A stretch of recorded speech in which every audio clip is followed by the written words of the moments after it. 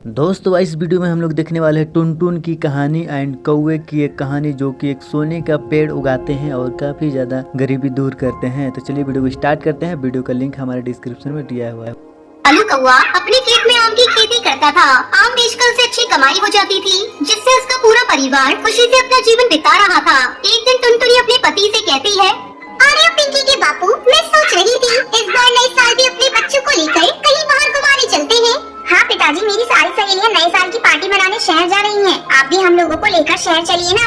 नहीं बेटा, तुम्हें पता है ना, शहर में महामारी फिर से फैलने लगी है। ऐसे में पार्टी करना ठीक नहीं। ऐसा करो, तुम लोग इस साल घर में रहकर ही नया साल मना लेना।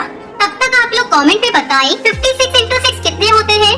कुछ दिन इसी तरह बीत जाते हैं। एक दिन कालू जब अपने खेत पर आम को तोड़ने के लिए जाता है तो देखता है कि उसकी सारी फसल बर्बाद हो चुकी थी। वो दुखी होकर घर लौटता है। उसे दुखी देखकर उसकी बेटी पूछती है, क्या बात है पिताजी, आज आप बहुत उदास लग रहे हैं। आज आप हमारे लिए मिठाइयाँ भी नहीं लाए।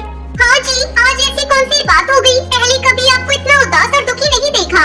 क्या बताऊं पिंकी की माँ, पता नहीं कैसे सारी फसल एक ही रात में बर्बाद हो गई। अगर मैं फसल को बाजार में नहीं बेचूंगा तो पैसे घर कैसे आएंगे। मैं अपने बच्चों के लिए कहाँ से नए साल का तोहफा ला कर दूंगा। आप चिंता क्यों करते हो जी, हम कल ही अपने खेत में जाकर सारे खराब पेड़ों को हटाकर उसकी जगह नए आम के पेड़ को लगाएंगे। जहाँ तक बच्चों की बात है तो हमारे दोनों बच्चे बहुत ही समझदार हैं, वो बाहर के लिए जिद नहीं करेंगे।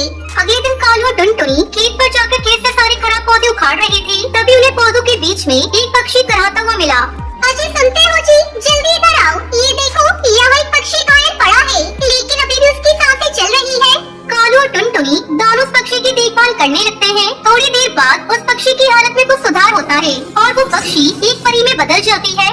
आप लोगों ने मेरी जान बचाई है। मैं अपने दुश्मनों से बचने के लिए आपके खेत में गई थी, लेकिन उन्होंने मुझे ढूंढकर मुझे घायल कर दिया। अगर आपने मेरी जान नहीं बचाई होती तो पता नहीं मैं कब तक यहाँ पड़ी रहती और मेरी मौत हो जाती। मेरे दुश्मनों ने मुझे ढूंढने के लिए आपका सारा आम का बगीचा बर्बाद कर दिया। आपने मेरी जान बचाई है, इसके लिए मैं आप लोगों को कुछ देना चाहती हूँ। ये लीजिए, मैं आपको आम के कुछ जादुई बीज दे रही हूँ, जिसे अपने खेत में डाल देना।